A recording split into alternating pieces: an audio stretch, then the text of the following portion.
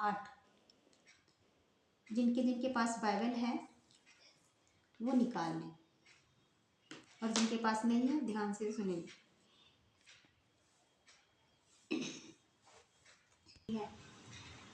जो मेरे जीवन का पानी है, तो क्या परमेश्वर को हम खा जाएं? वो हमारा परमेश्वर जीवन की रोटी है, हम उसके वचन को खा जाएं, ये हमारे लिए जीवन की रोटी है।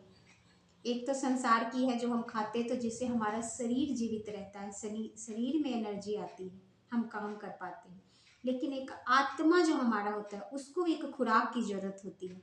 वो उसको आप दूध, दही, घी, मक्खन, मटर ये सब चीज़ें नहीं खिला सकते हो। उसको परमेश्वर का वचन चाहिए, उसको हौसला चाहिए, उसको विश्वास चाहिए, और वो रोटी परमेश्वर देता है। तो जिनका जिनका निकल गया हाथ खड़ा करेंगे। किनके किनके पास बाइबल है? Yes yes. देखो कि यहोवा कैसा भला है, यहोवा कैसा भला है, क्या ही धन है वह पुरुष जो उसकी शरण लेता है।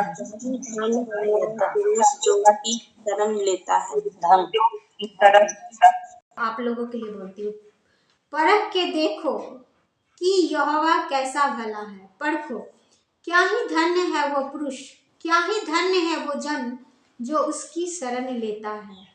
जो यहोवा की शरण लेगा वो धन्य हो जाएगा, वो धन्य हो जाएगा। कोई एक दिशा में नहीं, वो चारों दिशा में धन्य हो जाएगा। वो जिस चीज को हाथ लगाएगा वो ब्लेस हो जाएगा। पहले वो सोना को छूता था, मिट्टी हो जाती थी, अब वो मिट्टी को छुएगा, सोना होगा। इट मीन्स कि जो कोई वो काम करता था, जो कुछ वो अपने जीवन के लिए सोचता था, अच्छा प्लानिंग, हमारा बच्चा ये बने, हम घर ऐसा बनाएंगे, हम अपनी लाइफ को ऐसा सेट करेंगे, हमारे जीवन में कोई बीमारी नहीं होगा, ये ऐसा इंसान प्लानिंग करता है। लेकिन क्या ये सच में सब कुछ ऐसा स्मूथ चलता है लाइफ में? नहीं चलता। तो परमेश्वर कहता है मुझे चख और ये तेरा होने लग जाएगा। मैं भला परमेश्वर हूँ, तेरे जीवन में भलाई करूंगा, जो तुम भला चाह रहे हो मैं करूंगा। ठीक है, सो आप सब याद रखिए। और 17 को हम फिर से पढ़ेंगे वैसे ही। हम सब फिर 17 को पढ़ेंगे 1 2 3 करके। धर्मी दुहाई देते हैं और यहोवा सुनता है और उनको सब विपत्तियों से छुड़ाता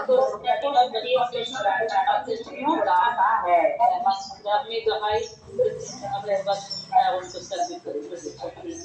अब हम एक दूसरे को बोलेंगे, ठीक है? एक दूसरे को सबको बोलो कि धर्मी, पड़ोसी को बोलो हमारे देता है ये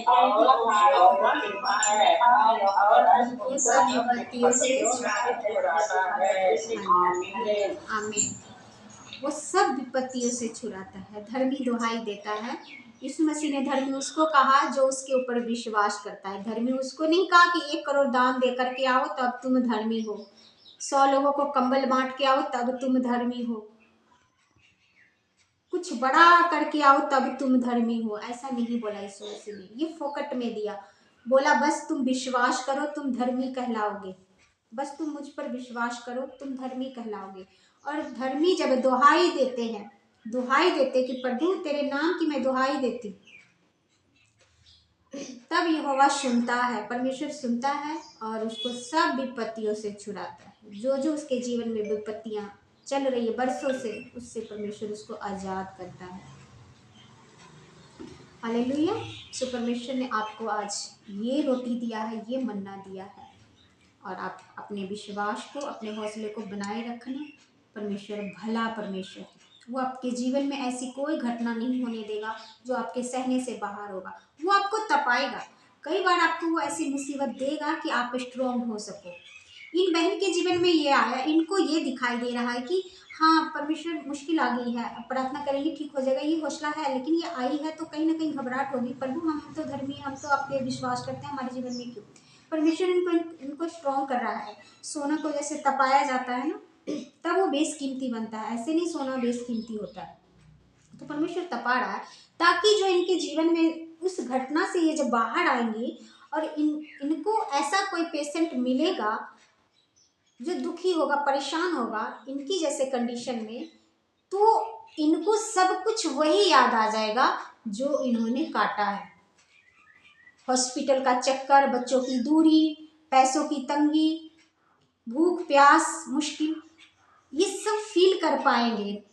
ये दूसरों का दर्द होगा, इनको दर्द होगा कि हम इनको भी परमेश्वर का रास्ता बताते हैं। ये क्या मुसीबत में झेल रहे हैं, क्या ये दुख में है, ये बड़ी मुसीबत में है। क्योंकि मुंह से जब हम किसी को बोले तो वो अलग बात होती है, लेकिन जो दुख से हम निकल के आए होते हैं ना, वो अलग बात होती है। वो हम उसके आधे अधूरे बोलने से ही समझ जाएंगे कि अच्छा दांत का दर्द क्या होता है। जिसको कभी हुआ है वो आधे अधूरे बोलने से समझ जाएगा कि बड़ा भयानक होता है। पेट का दर्द क्या होता है ना। जब हम पे बीता होगा ना तो हम उसके दर्द को महसूस कर पाएंगे और हम उसको परमेश्वर का रास्ता बताएंगे। उसको भी वही से ही आस और उम्मीद देंगे कि मत घबराओ बहन, आस उम्मीद है, हम भी बाहर आए, तुम भी आओगे। मुझ पे जब मुसीबत चल रही थी ना तो मुझे लगा कि परमेश्वर, दुनिया की पापी मैं ही हूँ क्या? बोरी भर के आपने मेरी किस्मत में ही इतना दुख लिख दिया है क्या? क्या सच में मैं पापी हूँ? इतनी सजा। लेकिन जब परमेश्वर ने उस चीज से निकाला तब मुझे एहसास हुआ। मैंने कहा कि परमेश्वर तू तो भला है, क्योंकि वचन कहता है सब बातें मिलके तेरे लिए भलाई को पैदा करती है। अगर वो मुझे दुख नहीं हुआ होता, उस उतने दुख से मैं नहीं निकली होती, तो मुझे किसी के दुख से लेना देना नहीं होता। जिस इंसान ने कभी दुख नहीं देखा उसको पता नहीं होगा कि दुख क्या होता है। जिसने सोने के चम्मच से खाना खाया उसको नहीं पता होगा कि हाथ से कैसे खाया जाता है। वो वही समझेगा जो उस दुख से निकलेगा। और जब वो इंसान प्रार्थना करता है ना, वो इंसान जब हाथ उठाता है तो उसकी प्रार्थना मुंह से नहीं होती, उसकी प्रार्थना आत्मा से होती है, दिल से होती है कि प्रभु मैं चाहती हूँ, मैं चाहता हूँ कि जैसे आपने मुझे निकाला, इस बहन को भी निकालो, इस भाई को भी निकालो उस दुख से। आपने मेरी भी मदद की थी, आप इसकी भी करो। मैं अपने हाथों को उठाती हूँ, उठाता हूँ।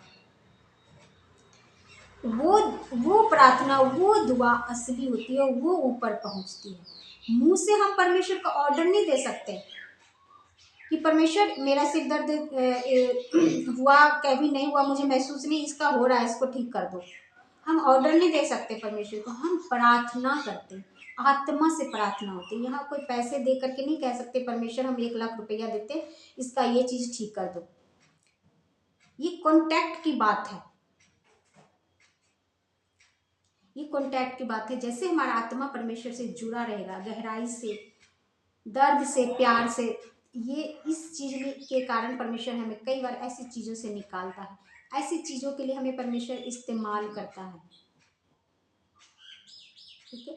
सो परमेश्वर हमें जब विपत्ति दे तो हमें घबराना नहीं, हमें ये हौसला रखना है कि एक और गवाही, परमेश्वर हमें और तैयार कर रहा, और स्ट्रॉन्ग कर रहा, और स्ट्रॉन्ग कर रहा है।